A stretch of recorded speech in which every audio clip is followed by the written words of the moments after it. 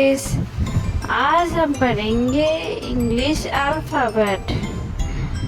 A for apple, B for bicycle, C for cake, D for dog, E for elephant, F for fin,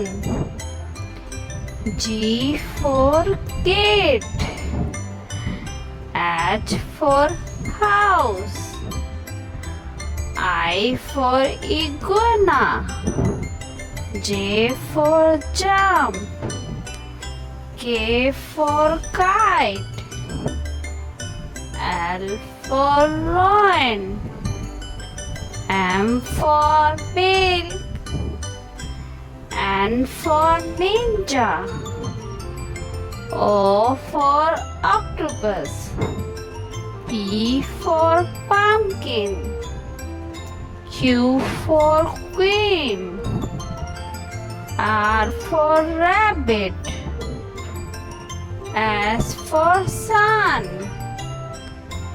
T for turtle, U for umbrella, V for wash, W for watermelon, X for X-ray, Y for yarn, Z for zebra.